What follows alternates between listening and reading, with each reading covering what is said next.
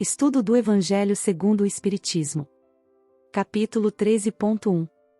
Fazer o bem sem ostentação. Evitai fazer vossas boas ações diante dos homens para não serdes vistos, de outra forma, não recebereis a recompensa de vosso Pai, que está nos céus. Quando, pois, derdes esmola, não mandeis soar a trombeta diante de vós, como fazem os hipócritas nas sinagogas e nas ruas, para serem homenageados pelos homens. Eu vos digo, em verdade, que eles já receberam a sua recompensa.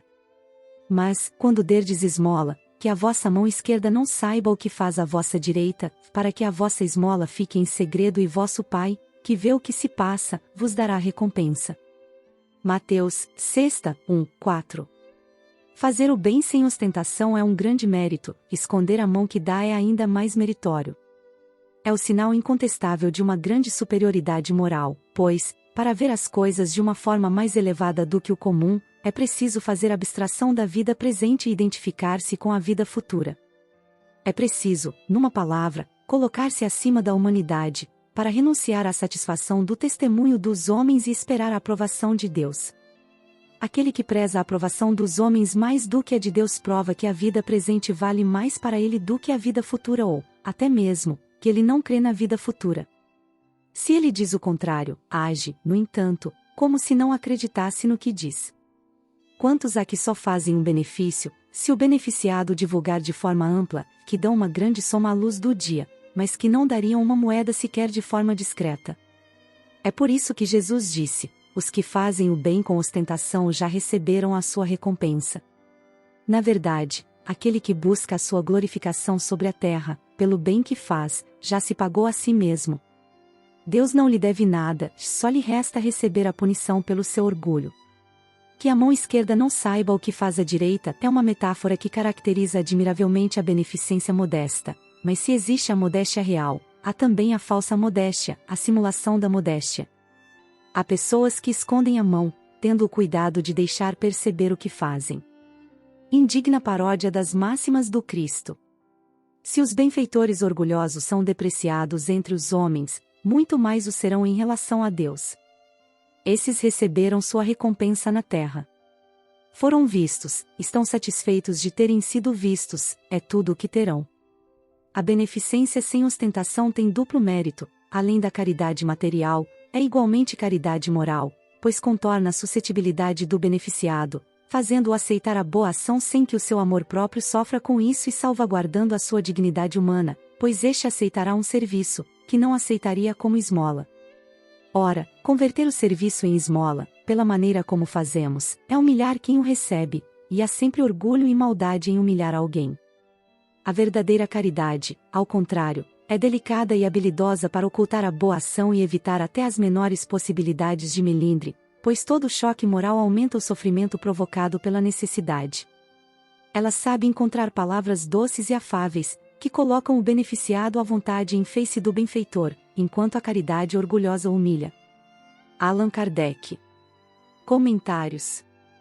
A ostentação e a caridade são atos completamente opostos. Na ostentação enaltece-se o orgulho e a vaidade, enquanto que na caridade, enaltece-se o trabalho e a dedicação para com o próximo. E por isso, como orientado por Jesus e reforçado por Kardec, ostentar a caridade lhe tira todos os méritos, por serem atitudes completamente antagônicas.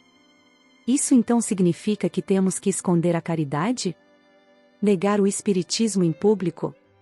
Vamos observar primeiro a exemplo de Jesus, que nunca negou suas capacidades morais, nunca negou as curas que efetuava, nunca negou o auxílio e a caridade ao próximo. Mas Jesus também nunca utilizou da caridade para se tornar uma figura política, nunca usou da caridade para ostentar sua superioridade. Jesus sempre se doou pelo próximo, nunca negou auxílio e nunca negou que ele era o homem enviado de Deus, mas nunca humilhou ninguém com seus atos, ensinos, parábolas e palavras, e além disso atribui todos os méritos a Deus nosso Pai e à fé de quem curou, como observado em vários trechos do Evangelho, sendo um deles. Evangelho de Marcos capítulo 5 versículo 34. Jesus disse-lhe: Filha, a tua fé te curou, vai-te em paz e fica livre do teu mal. Outro bom exemplo que temos é o de Chico Xavier. Chico viveu pelo Espiritismo, se dedicando ao amparo e ao consolo do próximo, vivendo uma vida de renuncias e superações, buscando sempre amparar os corações aflitos que até ele chegavam.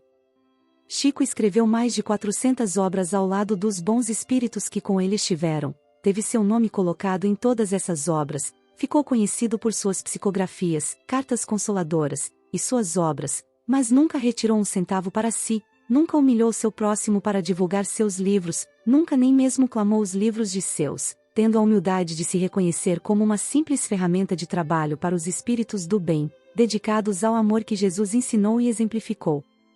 Portanto, com apenas esses dois grandes exemplos, podemos concluir que sim, a caridade deve ser humilde, a caridade deve servir ao próximo, assim, aquele que busca a caridade para se servir, para se vangloriar ou para o benefício próprio, não está verdadeiramente trabalhando em prol do próximo.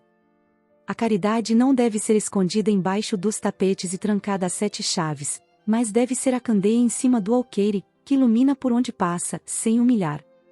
Jesus nunca negou quem era, mas nunca diminuiu o outro, sempre era ele quem servia o próximo. Chico Xavier nunca negou seus livros, mas nunca fez pelo dinheiro ou pela fama, ele estava sempre servindo ao próximo. Benefício oculto. Capítulo 13, item 3. Não saiba a vossa mão esquerda o que oferece a direita, que é a lição de Jesus que constantemente nos sugere a sementeira do bem oculto. Entretanto, é preciso lembrar que se nem só de pão vive o homem, não se alimenta a virtude tão somente de recursos materiais. Acima do benefício que se esconde para ser mais seguro no campo físico, de modo a que se não firam corpos doentes e bocas famintas pelos acúlios da ostentação, prevalece o amparo mútuo às necessidades do sentimento, na esfera do espírito, a fim de que os tóxicos da maldade e os desastres do escândalo não arrasem experiências preciosas com o fogo da imprevidência. Se percebeste no companheiro as escamas do orgulho ou da rebeldia, envolve-o no clima da humildade, socorrendo-lhe a sede manifesta de auxílio, e se presenciaste a queda de alguém, no caminho em que jornadeias, alonga-lhe os braços de irmão, para que se levante, sem exagerar-lhe os desajustes com a referência insensata. Se um amigo aparece errado aos teus olhos, cala o verbo contundente da crítica, ajudando-o com a bênção da prece, e se o próximo surge desorientado e infeliz em teus passos, oferta-lhe o favor do silêncio, para que se reequilibre e restaure. Não vale encarecer cicatrizes e imperfeições, a pretexto de apagá-las no corpo das horas, porquanto leve chaga, tratada com desamor, é sempre ferida a cronificar-se no tempo. Distribui, desse modo, a beneficência do agasalho e do pão, evitando humilhar quem te recolhe os gestos de providência e carinho. Contudo, não ouvides estender a caridade do pensamento e da língua, para que o bálsamo do perdão anule o veneno do ódio e para que a força do esquecimento extinga as sombras de todo o mal. Emanuel. Vamos observar um relato da Revista Espírita de 1868 trazendo um exemplo da verdadeira caridade, aquela que faz o bem sem ostentação. Belo exemplo de caridade evangélica. Um lance de caridade realizado pelo Sr. Ginet, cantoneiro de Saint-Julien-sous-Montmelas, é contado pelo Echo de Fourvière. No dia 1º de janeiro, ao cair da noite, achava-se agachada na praça de Saint-Julien uma mendiga profissional, coberta de chagas infectas, vestida de velhos trapos cheios de bichos e, não obstante isso, todos a temiam, não respondia ao bem que lhe faziam senão por socos e injúrias. Tomada de súbito enfraquecimento, teria sucumbido na calçada, não fosse a caridade do nosso cantoneiro que, dominando a repugnância, tomou-a nos braços e a levou para sua casa. Esse pobre homem tem apenas um alojamento muito apertado, para si, a mulher doente e 3 filhos pequenos, não tem outro recurso senão o seu módico salário. Pôs a velha mendiga sobre um pouco de palha dada pelo vizinho e dela cuida toda a noite, procurando aquecê-la. Ao romper do sol, essa mulher, enfraquecendo-se cada vez mais, lhe disse: "Tenho dinheiro comigo, eu vô-lo dou pelos vossos cuidados." E acrescentou estas palavras: "O Senhor cura", e expirou. Sem se preocupar com o dinheiro, o cantoneiro correu para procurar o cura, mas era tarde demais. A seguir apressou-se a avisar os parentes, que moram numa paróquia vizinha e que estão em posição folgada. Estes chegam e a primeira palavra é esta: "Minha irmã tinha dinheiro consigo, onde está?" E o cantoneiro responde: "Ela mo disse, mas não me inquietei, procuram e encontram, com efeito, mais de 400 francos num de seus bolsos." Acabando a sua obra, o caridoso operário, auxiliado por uma vizinha, a mortalha pobre morta. Algumas pessoas eram de opinião que na noite seguinte ele colocasse o caixão no andar vizinho, que estava fechado. Não, disse ele, esta mulher não é um cão, mas uma cristã. E a velou toda a noite em sua casa, com a candeia acesa. As pessoas que lhe exprimiam admiração e o aconselhavam a pedir uma recompensa, respondia, não foi o interesse que me levou a agir.